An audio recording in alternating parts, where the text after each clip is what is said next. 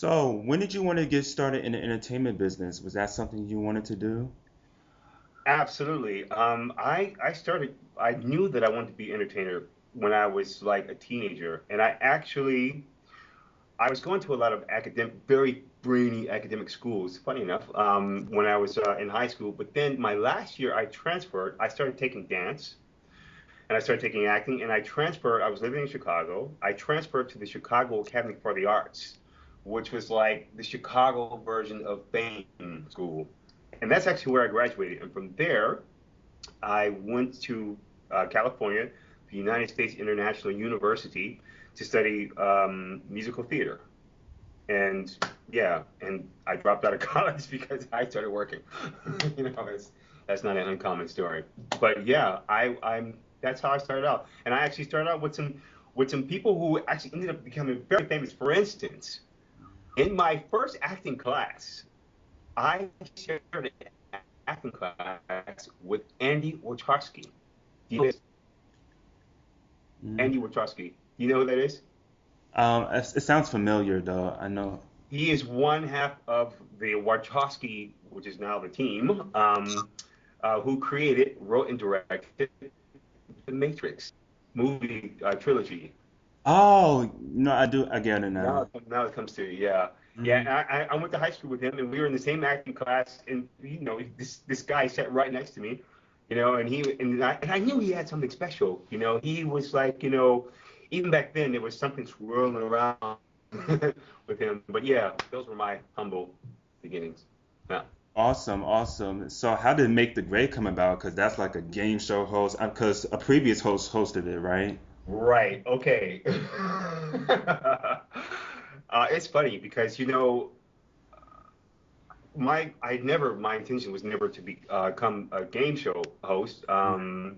It's just that I had an agent, and when they were going to cast a new show, they went to the acting agencies, to find someone to take over because there's no like game show host academy that they can go and like draw graduates from and say, hey, you're right for this part. So basically, I was called in for an audition, Mhm. and I read for it. They give you the script and they say, hey, this is the format. I read. They looked at me and said, hey, you look good. You can read, and your voice sounds good. Okay, you're hired. And there was no training. That's basically it. They give you a video Mhm. and say, go home and look at this, and we start filming tomorrow. And that's how I ended up at mixed grade. Right. So, Yeah, yeah, back then the auditions they would like put you in a room and stuff, and nowadays it's completely different doing audition now. You could have like your own video recorder and just send it in without doing stuff like that. exactly. Yeah, we're talking pre. This was 1990. We're talking pre cell phones and well, of course there were cameras and everything, but they did it the old school way. You basically went into a room. There was a director, the producer, writers, or whoever was in charge of hiring people, and they all looked to you up and down, like and scrutinize you, like every little bit of part of you, and made a decision, based on whether they thought you were right for the part. So that's what happened. Right, right. So And what was yeah. your first impression of Nickelodeon Studios when you got there? Because it was right when it first opened, June 1990. Yeah, it was quite spectacular. This was a brand new facility, or newish, and Universal at the time was trying to compete with Disney, which was already a long establishment there in Orlando, Florida. And when it opened, they were doing quite well. I don't know what's happening now, how it's doing. And so, yeah, the studio was quite impressive. It was at the time the state of the art stuff. And yeah, that was my first impression. As far as doing the show, that was something else. Yeah, it was a whole different level for you hosting the game show. Yes, my friend, let me tell you something. I'm ready. Like there were like I said, there was no game show host academy. There was no I had no previous training, and even to this day, I think about it. It was one of the hardest jobs I ever did. Mm. One of the hardest jobs, I put it in the top. It was 23 years ago, and I still put it in like the top five, top three. What most people don't know is that we filmed 5 shows a day. Mm. Yeah. 5 shows a day. Now it's challenging enough to film 1 show a day. To try and keep yourself together and all that. Filming 5 shows a day was just mad crazy schedule. And it was, but it was the biggest challenge. One of the things I took away from that job was learning to like really like face and surmount really big odds or a very challenging a job that was just like it's seemingly like, oh my god, how am I gonna get through this? Hmm. But yeah, that was it. Yeah, Yeah. I did it. For a lot of the game shows, they hosted like 5 shows a day, so I'm definitely not surprised that you said that. Okay, yeah, I know. I can imagine that they did that with all the rest of them as well. But when they told me that, I was like, come on, what? I was like, you doing? I mean, you said I thought I heard you say 5 shows a day. They're like, yeah, it's 5 shows a day, and they skipped over like it was like oh, I was like, Hmm. bong. Right, right. But it must have been easier to pick out the contestants because you're in a theme park, and so like tourists are coming in and out. So that must have been the process for scouting out contestants, if I'm not mistaken. That's something that actually had nothing to do with. Basically, it was a fantastic team of people working on this. They were all they, unlike myself, had a lot of experience in it, and they were very very supportive. And they handled all that stuff. Picking uh, contestants and make sure everything's in place and the kids and all that. So yeah, that was that. Right. And one of the highlights Yeah. for being at Nick was the studio tour. There was like a viewing monitor glass tour with the guests that could like watch you guys from up above. Do you remember that? Yes, I do. I do. That was cool, and of course we had a live Mm. audience as Yep. well. Too. This is always very cool because you could really feel the energy of the kids. And they're it's like, wow, we're on a television show. Hmm. So this is very very very cool. And once I even had my little brother, who was at the time who lives in Atlanta, who at the time was 11 years old, and he was actually in the audience. He wasn't on the show, but he was the right age for the people on the Hmm. show. And they cut to him at the end of it, and they were like, "Hey, Rob, there's your little brother Michelle in the audience." He's like, "Say hi." I was like, "Hey." That was pretty cool. Yeah. But yeah, there was a tour. Hmm. There was a tour. I was doing a tour, and the director. I love this story because this is actually one of my most memorable moments in all of the time I was there, and it happened off stage. I was doing a tour. The director, very very nice guy. Can't at the moment I can't remember his name. But he was taking me around, and he was like, "Here's the control room, and here's the studio, and this is where we do this and that." And we turn a corner, like, both stop. We're like, right in front of us was Steven Spielberg. No way. Exactly. We were like, dude, it's Steven Spielberg. And we were just like, Starstruck. and we were both standing there like deer in head, like Steven Spielberg, dude, standing there, and we were like, so, because we weren't expecting him. I think he was doing some kind of show for his kids or something. He was doing some kind of show. He was doing a show with Nickelodeon at the time.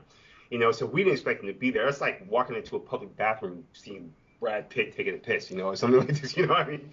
It's just like it's so not gonna happen. It actually happened to me once. It was Brad Pitt, and yeah, it was really cool. And what I remember was that the interesting thing about him, because this is Steven Spielberg, you know what I mean? The interesting thing about him, like, as with a lot of people that I've met who have reached like the pinnacle of their career in their Hmm. and as a person, um, was a tremendous humility about him, and a humbleness. He wasn't, this is, he was the dad next door. He could have been easily been the dad next door, or some dude, in the grocery store, produce section, thumping watermelons or something. I don't know. He was so average, and I was just like, wow, this is Steven Spielberg standing in front of us, and what I took from that is that dude, we're just like, sorry, I'm gonna risk a It's okay. cliche, but we're all basically, the same. It's just that some of us tapped into this, or us, or I include myself. I like to basically Hmm. people like him have tapped into this super consciousness that that we all can aspire to do, and bring something back, Yeah.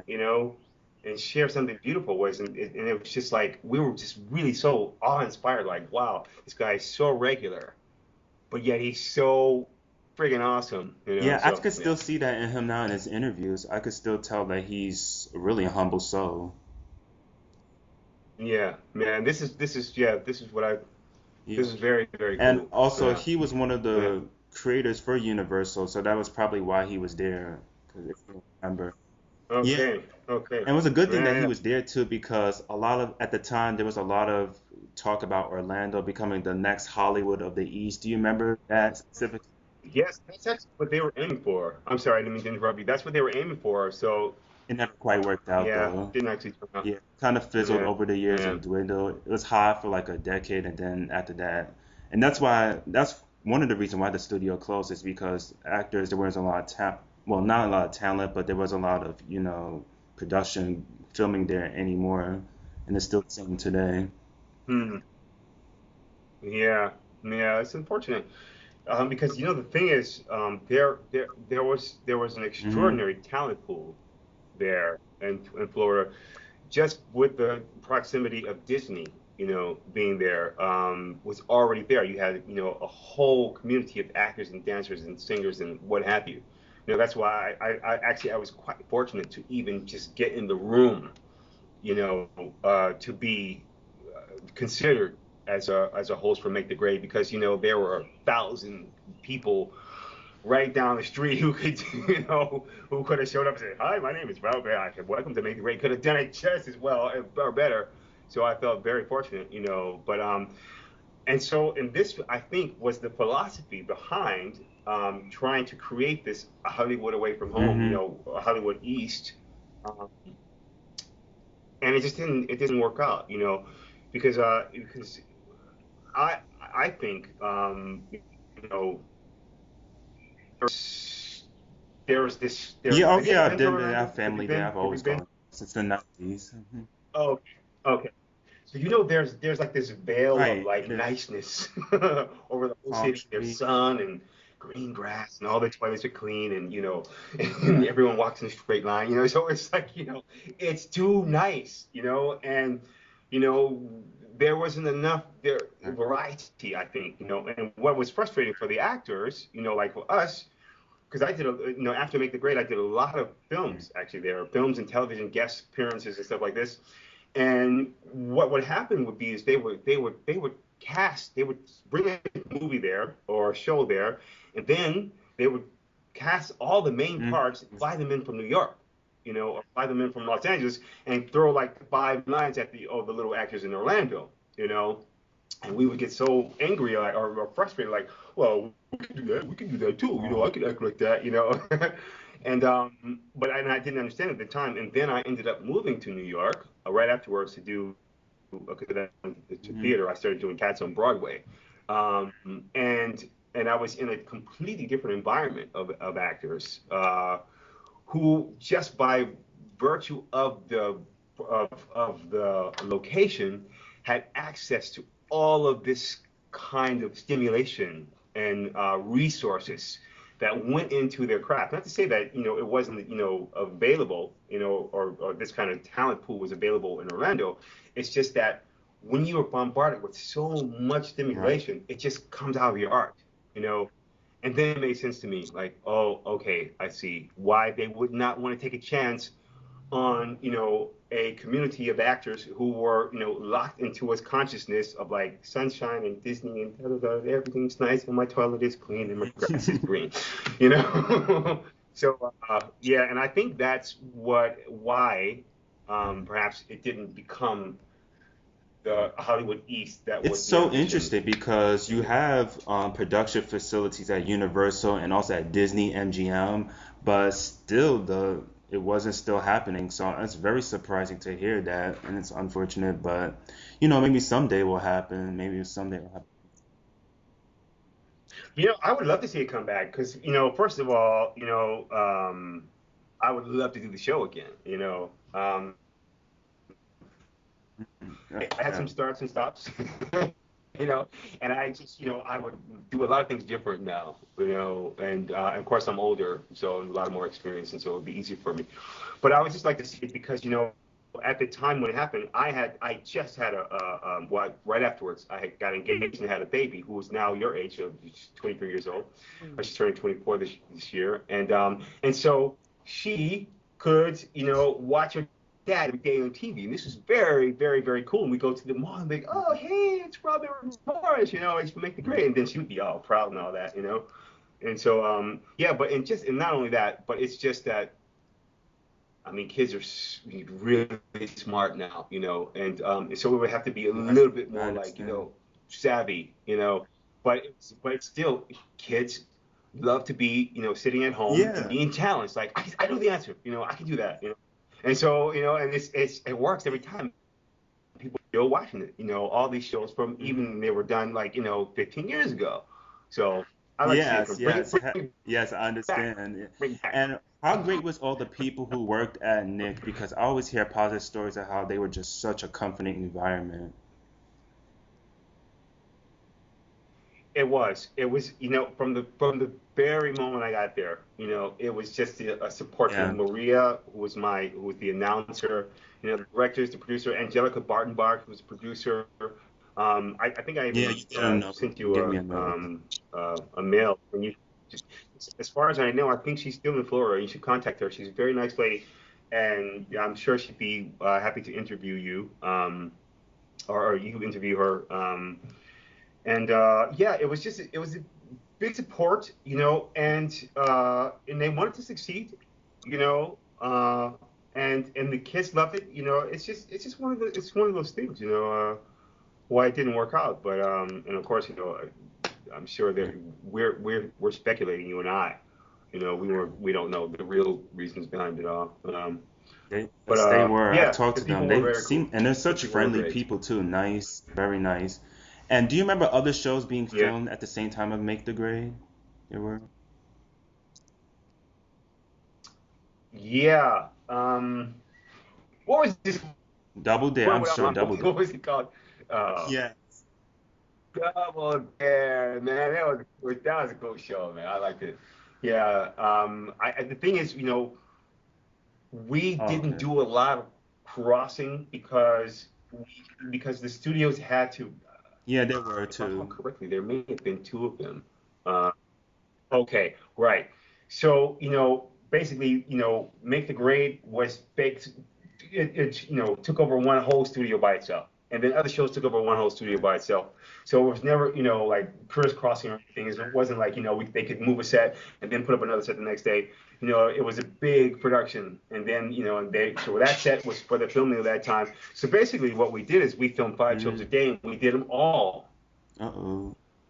Oh, in, yeah. over Okay, years. yeah, because I That's wanted to basically how ask it if you works. ever ran Yeah. into other show hosts like Mark Summers or maybe Mike O'Malley or maybe Greg Lee and them. No. Wow. So that is a no. It's okay. Really, that's what I mean. You basically they hauled you in. You went through your backstage door. You went to your dressing room. You know, That's you it. filmed your shows, and Uh, and did you have a favorite out you ride went. or Yeah, attraction at yeah. Universal And so Studios? Did you have a favorite ride or I'm attraction at I'm sorry, I Universal didn't hear you. What? Studios?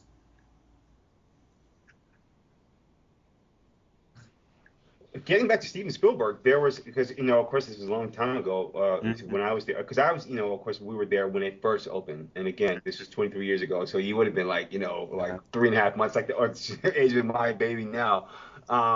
So it was a while ago, but what the big attraction was the Steven Spielberg Yeah, that was there. I love that movie. attractions. There was a Jaws, I think it was, you know, Sure, Kong was there. and Kong. Confrontation, And the of King course, Kong ride. oh, what? All right, yeah, exactly. Yeah.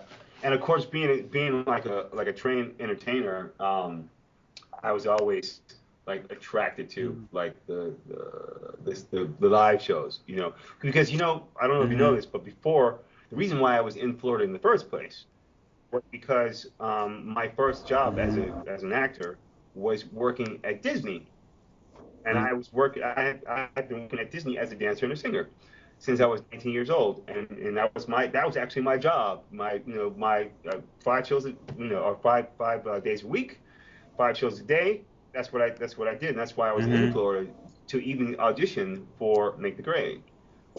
And so I would always be, whenever I would go to the other shows or the other parks, you know, I, I would do the Yeah, ride, yeah, but I seen mostly I that would too want in to the see the other, park, and they still do that entertainers. with all of the people do it, dressing up in do it, costume. That's what you mean. One of the to, good things about to see living and musical. working in But yeah, Orlando, because like you said, you really liked getting your start there and all the shows and seeing different people and performances there. That must have been a huge advantage for you, right?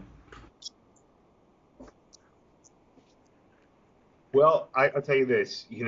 I when I was in college, I went to San Diego, United States International University, School of Performing Arts to study musical theater, like I said, and then I went to Los Angeles to audition for Disney World, you know, and I had only been going for 1 year. I'd only been going for 1 year, and it was a big audition for 500 people, and they cut it down to 13 people, and Hmm. they were only actually looking for one person, you know.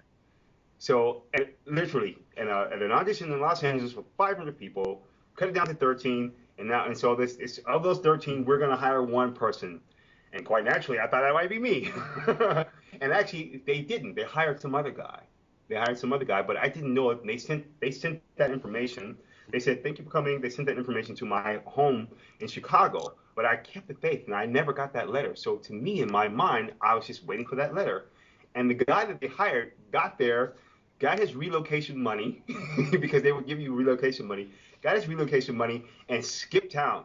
And so I was the next on the list. And so I ended up going there and Hmm. I took the job because I thought, hey, I could either stay in college and uh, pay someone to do what I can either go and get a job, do this job in Orlando, and get paid to do the same exact thing, So the advantage of that, so I said, okay, you know what? I'm going to get paid to sing and dance, instead of paying someone else to let me sing and dance, So by going there and having my first job at 19 years old, I was and doing 5 shows a day. It was incredible training, being in this, first of all, this amazing entertainment environment, which is what Walt Disney is. It's a philosophy. It's a world unto itself. It's a community. It's a lifestyle that it's a consciousness. That everyone goes into, and for that time, if you live there, you stay in it, or if you visit it, you come into it, and it's transcendent. It's uplifting for everyone. And so we were in this environment. I was in this environment, new entertainer, first job, 5 shows a day, in front of people, thousands of Yeah. people. It was the most incredible live training Mm. that you can get. You can't learn this in college. They can't teach you this. You know, That's, and so, and plus, of course, the weather was great. So this was one of the things that I really took away, and it helped me on gig after gig after gig after gig auditions, because there are people who are trained, which we had to be trained, trained as an entertainer, but then there's people with the live experience, and so when I ended up going to New York, I had yeah. all these shows under my belt as opposed to classroom experience, and this is what I got from living and working in Orlando, Florida, for Disney, and doing jobs. I studied acting, I studied singing, but by being doing movies in the studios in Universal, and my first movie I did, which is called Shockma, it was like a like a horror flick where I get like eaten by a baboon. It's pretty crazy. I learned more on that set than I could learn in like a nearly 6 months to a year in acting school.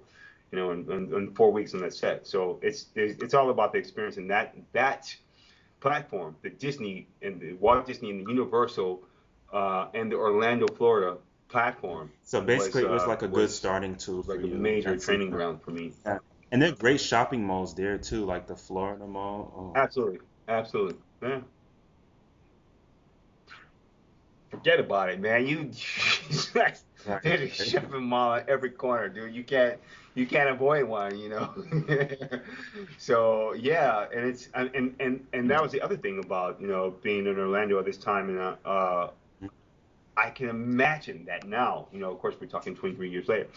Um, that it had to have slowed down this growth. There was a growth spurt there that you blinked and there was another strip mall, and like every time you drive, it's like I was just here last week. That lot was empty, man.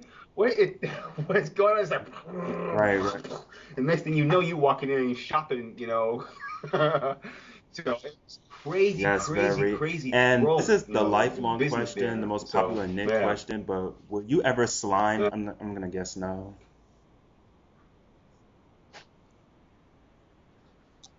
No, unfortunately, unfortunately.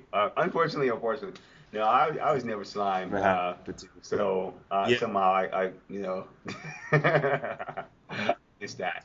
but the slime guys in the Gat Kitchen, that's where I'm sure you saw kids getting slimed all tons of times, right? Yeah, sure. Yeah, absolutely. Yeah.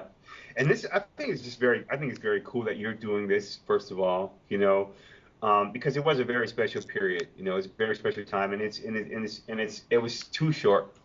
And so this is cool that, that if nothing comes of it, if anything, nothing comes of it, at least there is this documentation of like this is what happened, that this is how we felt about it. It's cool. So thank you for doing that, first of all. But it would be so cool, if it was, to bring it back again, and so for Generation Y, and let that experience. But it's cool that we're having all this resurgence, like on YouTube, with the YouTube, and people posting things, and that's also, I'm happy for that, because I didn't even know that was happening until one day, like a few years ago. I was like, I wonder what happens when I Google my name. And I Google my name, and all this stuff came up. I was like, whoa, what is going on here? Because I kind of put it out of my mind. I was doing other things. And yeah, and certainly there's all these, posted shows, from Yeah, Nickelodeon, I Great, was not going only to ask Great, you but all the that us because wrestling as how do well. you I feel thought, wow, knowing this is very, that very cool. these shows, Make the So Grade and the rest of the 90s Nickelodeon, made such a positive impact on fans and it's still loved today? Right. I'm actually quite fascinated by it, because like I said, I didn't know that that was happening, that Hmm. people have such a nostalgic interest, you know, and it's very, very cool. There's this one guy. His name is Robert Seidelman. He has a Oh, website. It's called yeah, I do. Game Show Yes, I Garbage, do. and he's basically a cynic. Do you know it? Do you know? Yeah, he's basically a cynic, and he trashes everything. Hmm. This is one thing I came across. I was like, he was like he does these things called inductions. And he did a Robb Edward Morris Make the Great Induction, and he just like pow pow pow, choo, pow. He just beat me down. I was like, dude, what's going on here, man? I thought it was quite funny, No. actually. And so I found him on Facebook. I was like, hey man, what's up? And now we're friends on Facebook, and we communicate all the time. But if anyone doesn't know about this, his website is Game So Garbage. It's on, yeah, you can Okay. find it like this, and his name is Robert Seidelman. So yeah. So, but I just think it's fun that people are interested, and now I got some Robb Edward Morris. I don't want to say haters, Okay. because that's too strong of a word. Below Let's the say greatness. let's say graders. Let's say low graders. Let's say no. Let's say Robb Edward Morris low graders. I got some critics. There's some people out there. This one guy, he's like typing, you ruined the show, you like expletives and capital letters. I mean, he's just like Angry Bird. I'm like, dude, what's up, man? Chill out. I mean, but what are you gonna do? They say that it's not about what's in your press packet. It's about how big it is. So, and the thing is, people can say what they want to say. I know I would do things different. It was a challenge. I learned a lot from it, and some of it is justified, some of it is not. And I always take criticism like, as a chance, as an opportunity to like self-examine, And if it's justified, I could go, okay, then I need to change that. If not, then all right, then you can say your say and I get on with it. I mean, because let's face it, Yeah, once the yeah, bandwagon starts exactly. And rolling, there's it's so just many fun criticism. to keep it going. It's all So good. And there's so many criticism out here. I was like if it's wanted to about ask you me, that, like, if you were to it's look all back good. at yourself, what did you think of yourself as a host? Because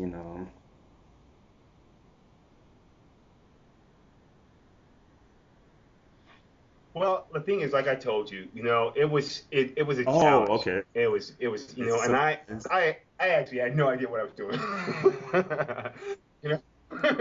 you know, I have to say, to my credit, as the time went on, I got better and I got more relaxed. I would do things different now. I wanted to control everything. Oh, One of the things I wouldn't do now is I wouldn't interview the kids before. And then I was a policy that I would interview the kids before the show started. So I would go to the dressing room where they were, and I would say, "Hi, how you doing?" Then I'd ask them all the questions, basically what I would ask them on the show. And so by the time we got to the show, there was no spontaneity left. They knew what I was going to say. I knew what they were going to say, and it was just like, "Woo," and I would leave it open. I would leave it open, Mile. I would, mm, allow some for imperfection, which mistake was trying to, keep everything under control and perfect it, and actually had the opposite effect in a lot of cases. But mm, like I said, it was a challenge. I took it on, and I learned a lot, and I eventually started to really enjoy it, and when they bring it back. I'm good to go. But I think I would do the opening a little bit different. If I was doing it now, I started like this, the little curtain. Hello, everyone. I like that better. Welcome to Make the Grade, the show where three kids challenge At each the other same for time, I don't character blame you. arguments. Something different, I know. That's awesome. Say hi. Like, what in the world is going on? Yeah, that's cool. Yeah, Listen so to now your we live in single. France, and yeah, and Yeah, I've been it doing reminds me music of for the very last electro couple pop of years. feelish So, and kind of like today. It's really like that. oh, thank you. Oh, Okay. cool. Cool. So you could do a little like plug for me. I'm gonna do a little plug.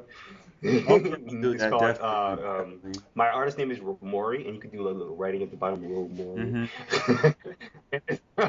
I don't know if you do like graphics and stuff. It's called Love Injection, and yeah, Hmm. I'm doing everything on my own. It's like indie. I did the album. You can go to romori.com. What did you think make Nick Studio so great and special, Nickelodeon?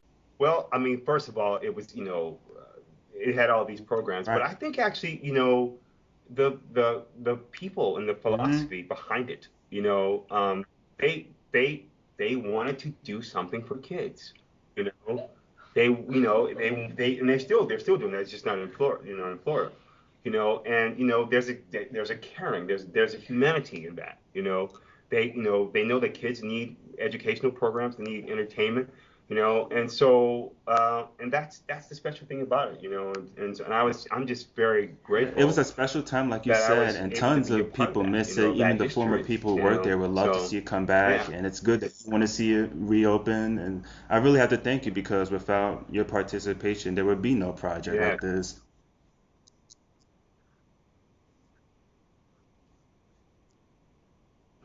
I'm very, very, Sure, very happy go to ahead. do it. I'm very, very happy to do it. Yeah. And can I just say one more little thing about my music? Since we're here. Okay, Hmm. my name is Robb Edward Morris. Obviously, that was my name, but my artist name is Romori.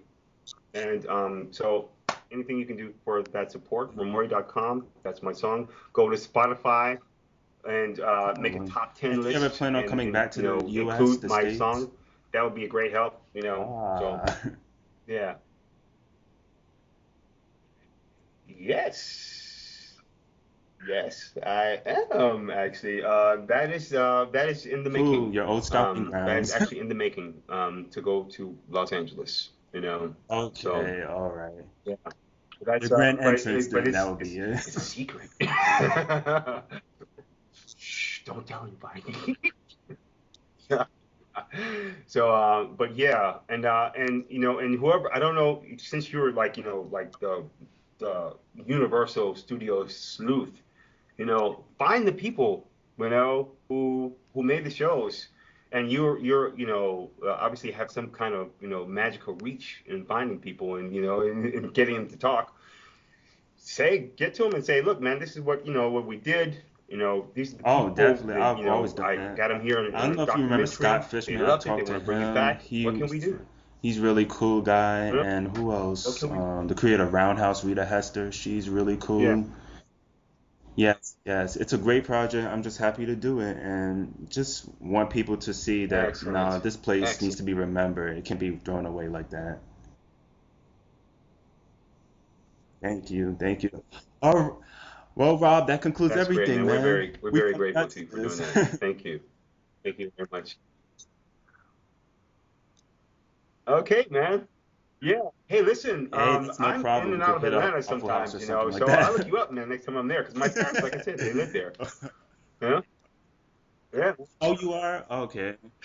Just go like Olive Garden then. Cool. I'm a vegan, but that's cool. We'll find something there for me. Rob, Yeah. enjoy the rest of your day, Yeah, man. that's cool. Bye bye. Ain't no thing. Cool, man. Thank you very much. All right, you too. Ciao.